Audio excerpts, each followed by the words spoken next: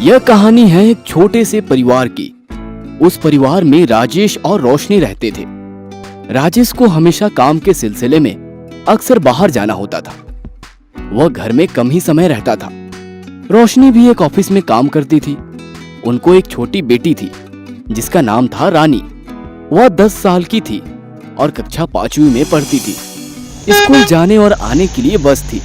हर दिन की तरह आज भी स्कूल बस उसे लेने आई। अरे रानी बेटा, आप तो तैयार हो? वाह, चलो बस में बैठ जाओ। अरे अरे, वहाँ नहीं, मेरे बगल में बैठो, यहाँ मेरे पास। रानी चुपचाप उस बस वाले चाचा के बगल में बैठ गई। उसके बगल में बैठना उसे बिल्कुल भी पसंद ना था। बस वाले चाचा ने कुछ बहाना करके रानी को छूने का प्रयास किया। उसके छूने से रानी सहम गई पर कुछ ना बोली। स्कूल में आज रानी ने किसी से बात नहीं की और फिर से स्कूल छुट्टी होने के बाद रानी उसी बस में बैठ गई।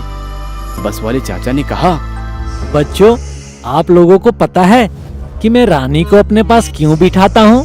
क्यों चाचा? क्योंकि रानी बेटा सबसे प्यारी है, वो हर कहा मानती है, इसीलिए। चलो अब घर जाना है। उस दिन रानी घर आई और सीधे अपने कमरे में चली गई। खाना भी नहीं खाया और सो गई। रोशनी को उसका बर्ताव कुछ अजीब सा लगा। एक दिन की बात है, स्कूल वाले चाचा ने स्कूल छुट्टी होने के बाद सभी बच्चों को उनके घर तक उतार दिया। अब बस में सिर्फ रानी थी। जब रानी के घर जाने का वक्त आया तो उसने गाड़ी दूसरे रास्ते घुमा ली। चाचा, ये कौन सा रास्ता है? इससे पहले तो हम कभी नहीं गए। अरे बिटिया, तुम्हारे घर जाने के रास्ते में ज्यादा ट्रैफिक है, इसीलिए इस रास्ते से जा रहे हैं। स्कूल बस वाले ने बस गांव के बाहर एक सुनसान घर के सामने रोक दिया और रानी से बोला, अरे बिटिया, अंदर चलो, थोड़ा खाना खा लो, फिर मैं तुम्हें तुम्हारे घर छोड़ दूंगा। वह रानी को घर के अंदर ले गया और दरवाजा बंद कर लिया। जब कुछ देर बाद रानी घर आई तो वह सहम गई थी। उसकी हंसी चली गई, पढ़ाई से ध्यान हट गया। वह किसी से भी बात नहीं करने लगी। अब हमेशा स्कूल वाले चाचा कुछ ना कुछ बहाना कर उसे उस सुनसान घर में ले जाता और कुछ देर बाद उसे घर छोड़ देता। टेस्ट एग्जाम में रानी फेल हो गई। उसे लगा कि अब माँ और पिताजी उसे डांटेंगे। वह स्कूल से सीधे चलते चलते गांव के एक कुएं के पास आई। उसने खुदकुशी करने की ठान ली। इधर रानी घर नहीं आई, इसलिए रोशनी राजेश के साथ उसे ढूंढने लगी पर कहीं पता ना लगा। रोशनी अब रोने लगी। रात को पुलिस स्टेशन से फोन आया।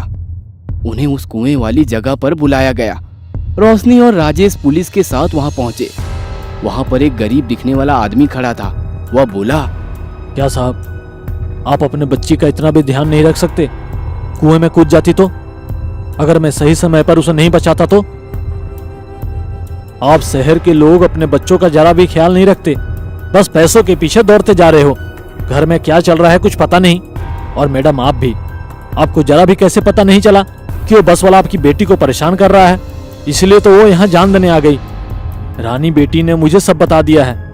वो देखो, वहां पर बैठी है आपकी बेटी रानी। रोशनी दौड़कर रानी के पास पहुंची और उसे गले लगा लिया। रानी की आंखों से मोती टपक रहे थे। वह कुछ ना बोली, बस रोती रही। पुलिस ने बस वाले को गिरफ्तार कर लिया और पुलिस स्टेशन ले गए। दोस्तों, यह कहानी हमें जीवन का पाठ सिखाती है।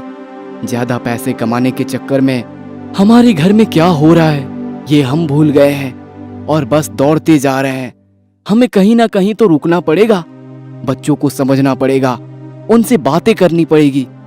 आखिर हम सब बच्चों के लिए ही तो कर रहे हैं। अगर वही नहीं रहे तो? और दूसरी बात, हमारे समाज में ऐसे बहुत से छोटी लड़कियां हैं जिन्हें इस परिस्थिति का सामना करना पड़ता है। हमारे आजू बाजू ऐसे बहुत से भेड़िए हैं जो नाबालिग लड़कियों के साथ दुष्कर्म करते हैं। किसी का पता चलता है और किसी का नहीं, पर कहीं ना कहीं तो ये रुकना चाहिए। आप लोगों की क्या राय है? कमेंट बॉक्स में जरूर लिखें और हमारे चैनल को सब्सक्राइब करना ना भूलें। धन्यवाद। आनंद और उसकी पत्नी जया एक शहर में रहते थे। आनंद एक आईटी कंपनी में काम करता था। उसका घर आने जाने का कोई समय नहीं था। ऑफिस गए तो काम और घर आए तो भी काम। बस अपने लैपटॉप और मोबाइल से हमेशा चिपका रहता था। जया भी एक प्राइवेट स्कूल में टीचर थी। वो भी सवेरे जल्दी उठती, आनंद और उसके बेटे का टिफिन तैयार करती और फिर स्कूल चली जाती। आनंद और जया को एक प्यारा सा बेटा था, राजू। वो भी जया के स्कूल में ही पढ़ता था। स्कूल छूटने के बाद राजू उसकी माँ के साथ नहीं बल्कि अकेले ही स्कूल बस में आता था, क्योंकि उसकी माँ को स्कूल छूटने के बाद भी काम रहता था। एक दिन की बात है, जया ने स्कूल में बच्चों को एक टेस्ट की तैयारी पर कुछ पंक्तियाँ लिखने के लिए कहा। सभी बच्चों ने अपनी नोटबुक में पंक्तियाँ लिखी और जया उन बच्चों की नोटबुक्स को चेक करने के लिए अपने घर ले गई। बच्चों की कॉपियाँ देखते देखते उसके आंसू बहने लगे। उसका पति वहीं लेटे लेटे मोबाइल देख रहा था। उसने रोने का कारण पूछा। अरे जया, क्या हुआ? तुम अचानक रो क्यों रही हो? जया बोली, सुबह मैंने बच्चों को मेरी सबसे बड़ी ख्वाहिश विषय पर कुछ पंक्तियां लिखने को कहा था।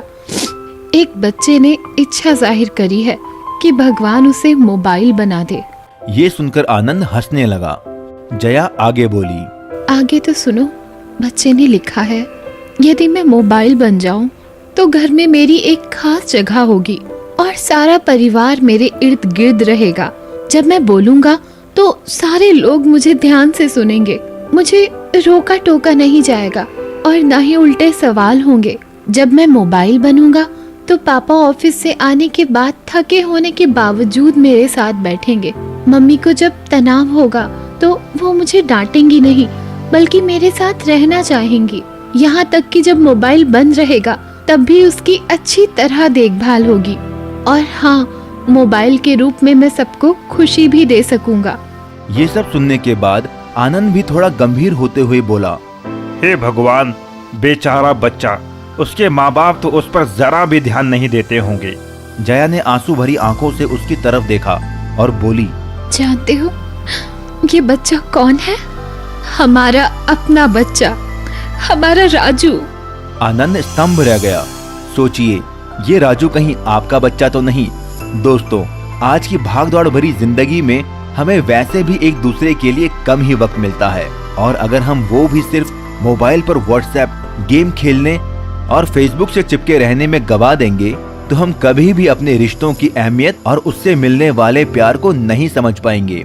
आपसे विनती है कि अपनों के लिए टाइम निकालिए, उनसे बातें कीजिए, क्योंकि किशोर कुमार जी का एक गाना है, कुछ लोग जो एक रोज बिछड़ जाते हैं वो हजारों के आने से मिलते नहीं। उम्र भर चाहे पुकार कर उनका नाम, वो फिर नहीं आते, वो फिर नहीं आते।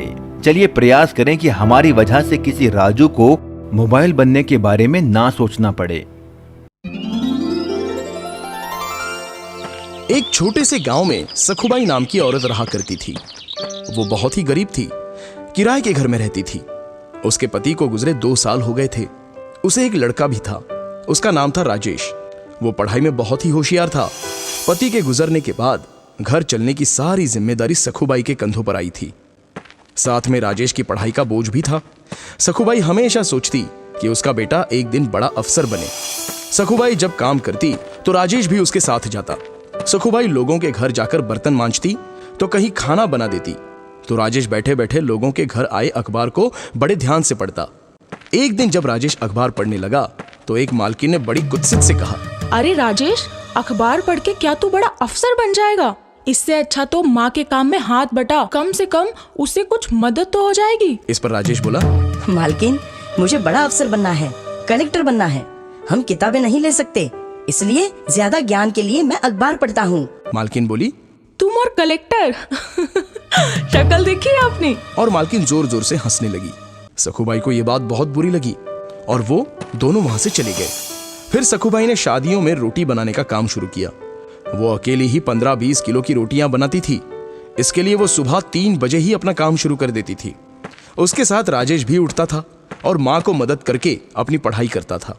एक दिन अचानक मकान मालिक उनके पास आए और बोले, क्या सखुबाई, तुम और तुम्हारा बेटा 3 बजे ही उठ जाते हो और ये लाइट जलाते हो? बिजली का बिल ज्यादा आ रहा है तुम्हारी वजह से। एक तो बिल ज्यादा दिया करो या फिर कमरा खाली कर दो। और मकान मालिक गुस्से से वहां से चले गए। फिर राजेश ने लालटेन जलाई और पढ़ाई करने लगा। माँ भी उस प्रकाश में रोटियां करने लगी। ऐसे ही राजेश ने अगले कुछ साल जी लगाकर पढ़ाई की और क्लास में हमेशा अव्वल आने लगा। राजेश की लगन देखकर अगली पढ़ाई के लिए उसके गुरुजी ने उसे दिल्ली जाने की सलाह दी और खुद खर्चा उठाने की जिम्मेदारी ली। राजेश तो 22 साल का हो गया था। फिर क्या था, राजेश दिल्ली चला गया और वहां खूब पढ़ाई की। वो घंटों लाइब्रेरी में किताबें पढ़ता रहता। फिर एक दिन जब एग्जाम का टाइम आया, जाते जाते किसी गाड़ी वाले ने उसे ठोक दिया। राजेश जमीन पर गिर गया। उसके सिर और बाएं हाथ को चोट आई। अब वो सोचने लगा, मेरे बाएं हाथ में चोट लग गई है और सिर से खून भी बह रहा है। इस हालत में अस्पताल जाऊं या एग्जाम देने? अगर अस्पताल गया तो मेरा ये पूरा साल बर्बाद हो जाएगा और मेरे लिए मुमकिन नहीं है ये।